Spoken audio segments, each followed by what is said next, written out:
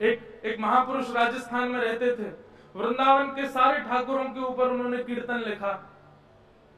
राधा वल्लभ जी पर कीर्तन बनाया, बिहारी जी पर कीर्तन बनाया, सुंदर सुंदर ठाकुरों पर कीर्तन बना करके गाते थे। राधा रमण जी पर नहीं बनाया।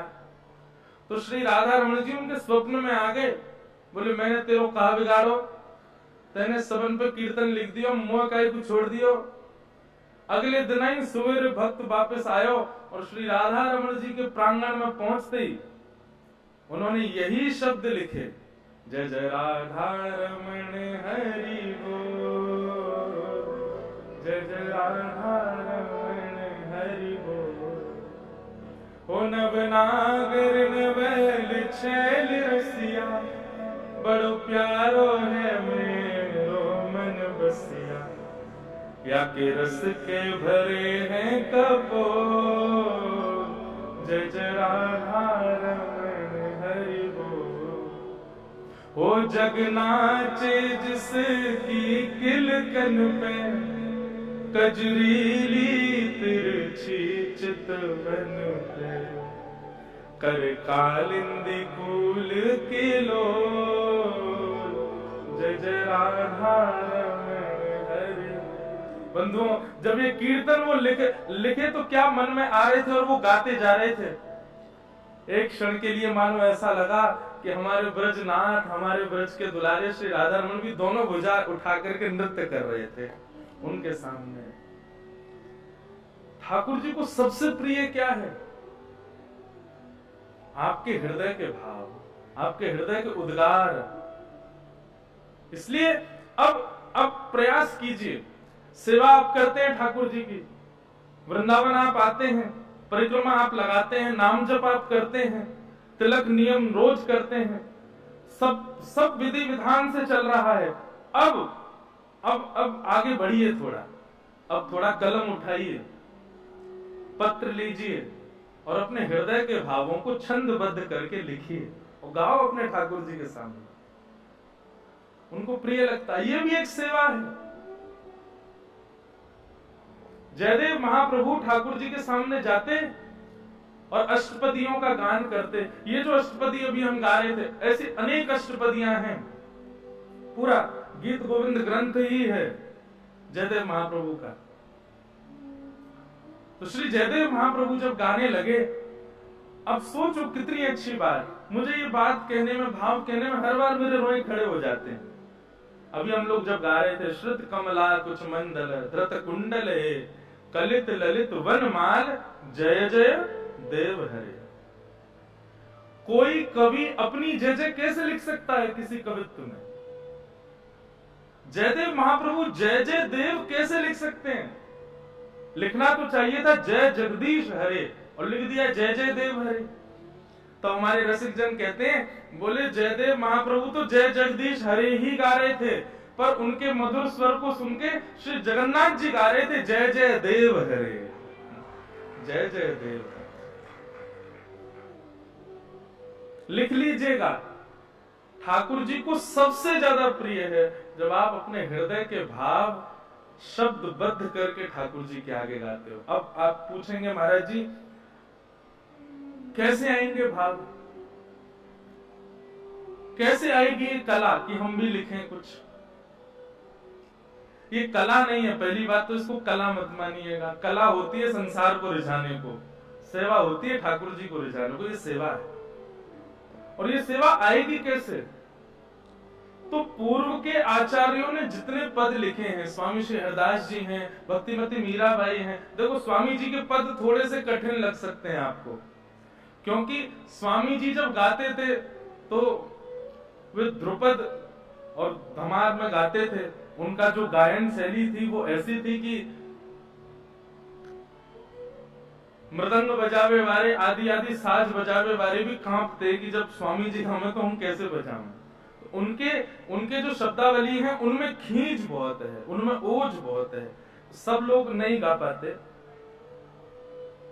पर सरल वक्तव्य अगर आपको सुनना हो तो सूरदास जी हैं, कुम्भन दास जी हैं, मीराबाई हैं, इन सब रसिक जनों के पद गाना पढ़ना शुरू करो। धीरे धीरे धीरे धीरे इन्हीं पदों की कृपा से ही एक दिन आपकी कलम भी आपके हृदय के भाव को लिखेगी।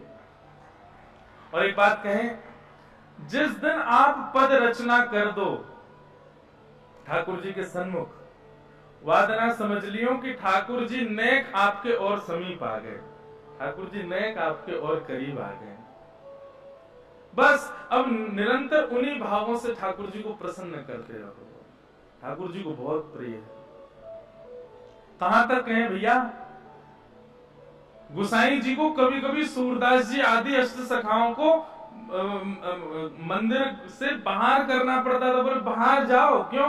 बोले तुम यहाँ बैठे बैठे पद गाते रहो, भीतर ठाकुर जी सामने थाली लगी रहे और कवल हाथ में लिए यूं ही बैठे रहे, कानन से सुनते रहेंगे, नेत्रन से आंसू बहाते रहे। वो इतने भाव विवल रह जाए कि भोजन करना भूल जाए। इसलिए नियम बनाए आचार्यों ने कि जब ठाकुर जी का भोग लगेगा तब भोग के ही पद गाए जाएंगे। कहीं आपने लीला का पद गा दिया, कहीं आपने विरह का पद गा दिया तो ठाकुर जी भोग नहीं लगाएंगे। ये पद है ना, गोवर्धन वासी सांवरे, इतना प्रिय लगता है। इस सबसे पहली बार मुझको मेरे पूज्य नाना जी ने सुनाया था, पंडित श्री कृष्ण लाल शास्त्री जी। अच्छा, नाना जी की धुन सुनाए? जो नाना जी हमारे गाते, उनकी धुन अलग थी। वे गाते गोवर्धन वासी सांवरे,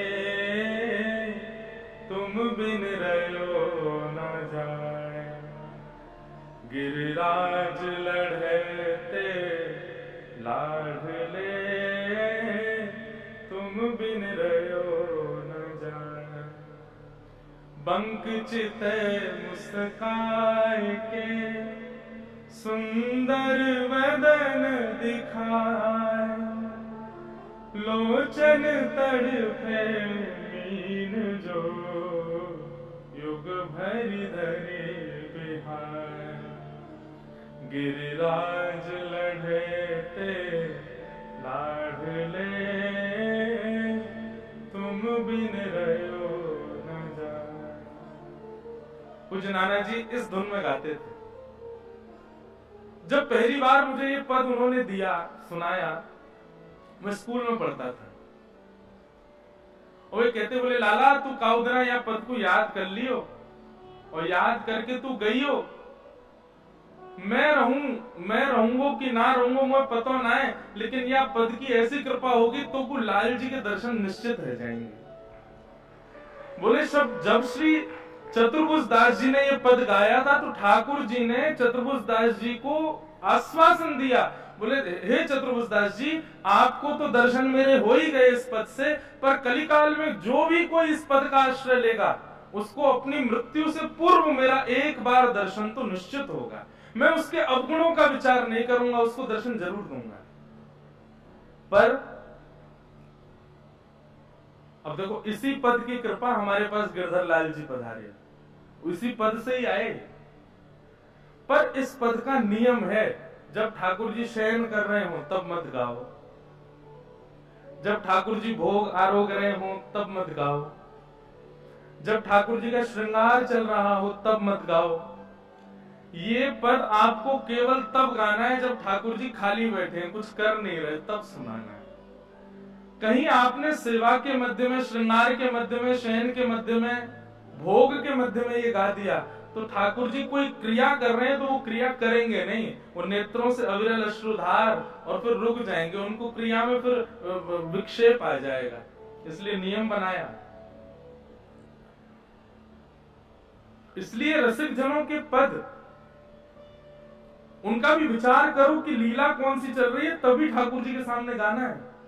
नहीं तो एकांत में आप उनका मनन चिंतन करते रहो। उन्हीं पदों से कृपा होगी कि आप शब्दबद्ध कर पाओगे अपने भावों को। और जिस दिन आपने शब्दबद्ध कर दिया, हम अपनी जिम्मेवारी पर कह रहे हैं आपसे, हम हस्ताक्षर करके कह देंगे मेरी जिम्मेवारी है, ठाकुर जी आपके समीप आएंगे ही आएंगे। जिसको भी ठाकुर जी मिले हैं, मैंने किसी ऐसे एक भक्त को नहीं देखा जिसको ठाकुर जी मिले हों और उसने कोई शब्द प्रस्तुत ना किया हो, इसलिए करो। हम पे तो लाल जी की कृपा है गई। कभी कभी साल खूब हमारे सब गंधर्वजन ये लेके बैठे रहते, महाराज जी कुछ लिखें कुछ बनावें। मैंने कि ऐसे आवे ही रहा है, कहो तो चलते चलते कुछ मन में भाव आ जाएगा, लिख देंगे गा देंगे। गोवा में कथा चल रही थी, अकिंचन, हमारे सारे गंधर्वजन गए भी नहीं, तो 2-3 ही थे। आप थे वहां पे गोवा में, बस लेके बैठे लाल जी के आगे में, लाल जी कृपा करो, सोई शब्दबद्ध हो गए, लिख दिया गा दिया ठाकुर जी के आगे। राधा रमणम हरे हरे, ये तो बंगाल की बात है, बहुत पुरानी बात है कि राधा रमणम हरे हरे लिखा। कैसे लिखा, कभी किसी पद को सुने, कभी कहीं से कुछ सुने, और फिर हो गया। हम चाह रहे हैं कि भैया ये भी एक सेवा का, और ये सर्वश्रेष्ठ सेवा का प्रकल्प है। आप भाव प्रकट करो, प्रस्तुत करो। पहले शुरुआत में हो सकता है शब्दों में कमी रहेगी, लेकिन करते जाना, रुकना नहीं। धीरे धीरे एक दिन ऐसा भाव प्रकट होगा जिस भाव को सुन करके गा करके लगेगा कि मानो श्याम सुंदर सामने ही खड़े। मैं हर कथा में वृंदावन रसामृत पद गाता हूं। क्यों? आप लोग जब सब नृत्य करते हो ना, तो मुझे लगता है बीच में श्यामा श्याम भी नाच रहे हैं, वे भी उछल करके आनंद कर रहे हैं, सप्त निधियों के दर्शन सामने होने लग जाते हैं। इसलिए मैं हर कथा में हर दिन गाता हूं।